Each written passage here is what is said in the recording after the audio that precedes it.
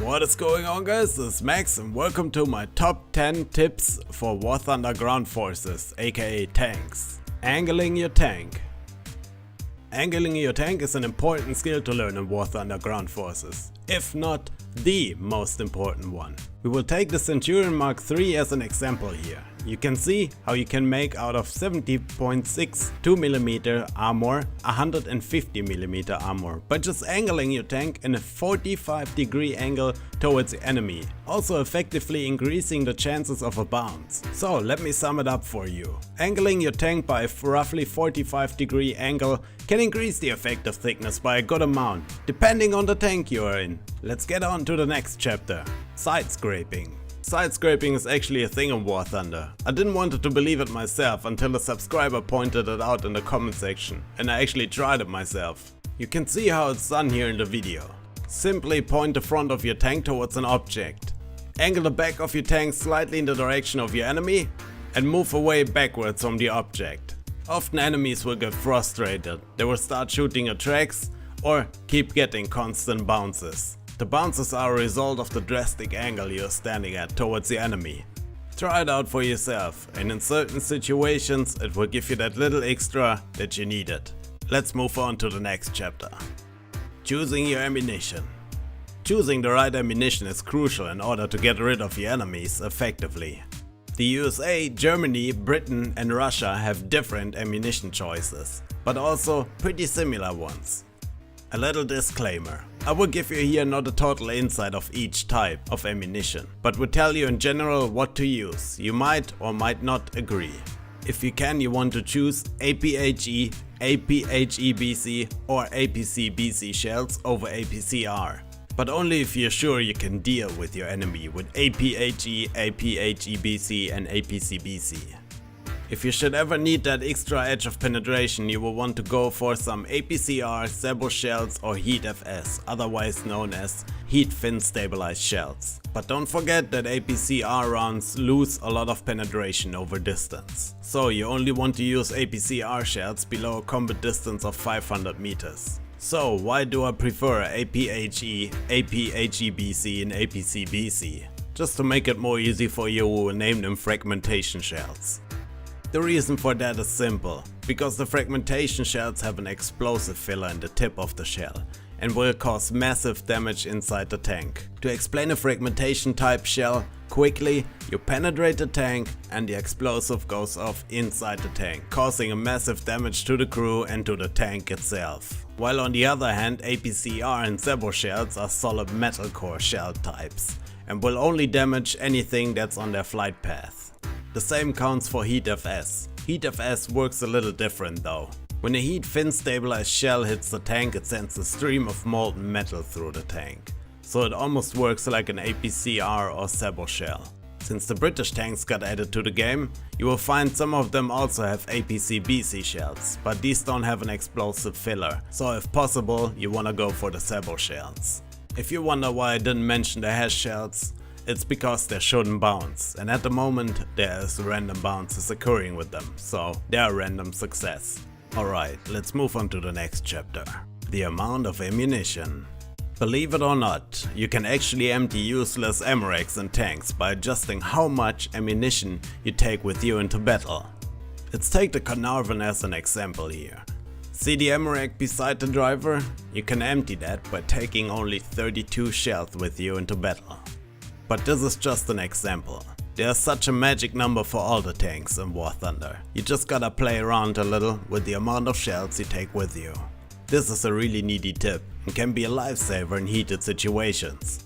If now people try to blow up my ammo rack in the Carnarvon, they will have a hard time doing so. Let's move on to the next chapter. Knowing your enemy. Knowing your enemy is one of the most important parts in War Thunder.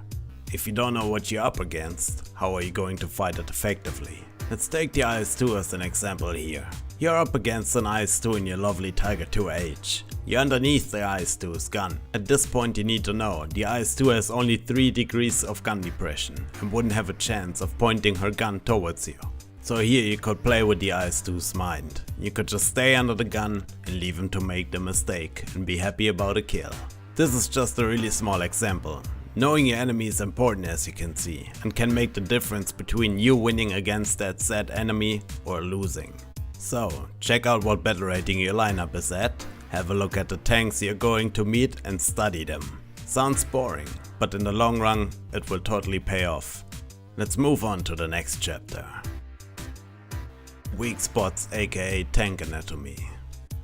Knowing your tank's weak spots is important, since it will let you hide them, or at least you can try to.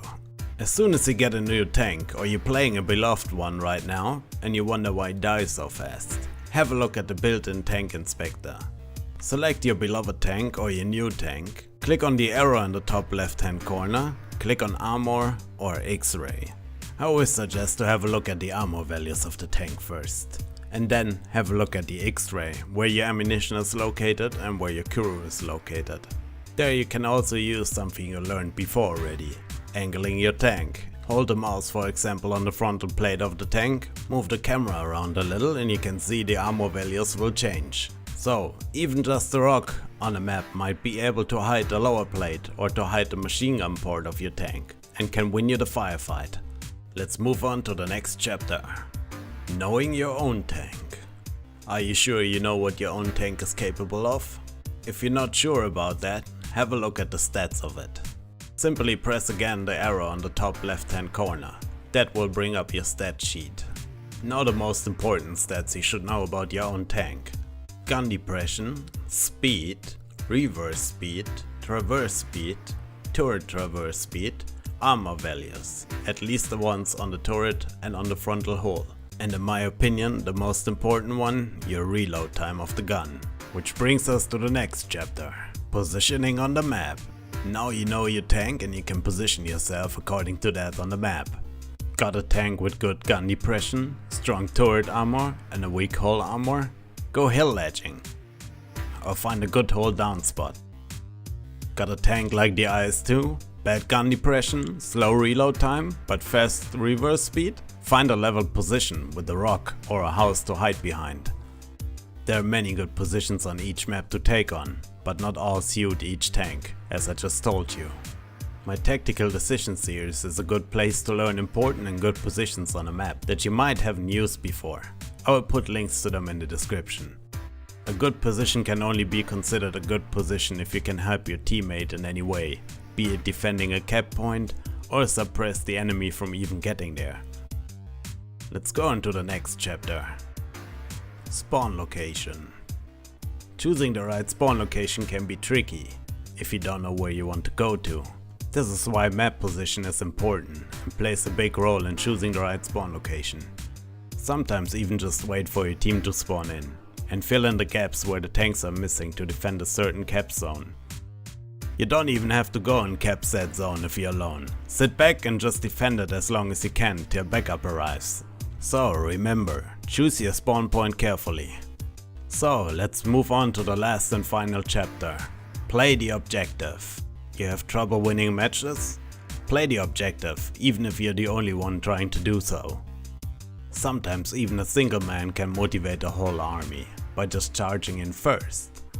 Even if you're in the middle of a match and you're behind, for example on domination, try to motivate your team, even in chat, nicely to play the objective and help you to cap a certain zone.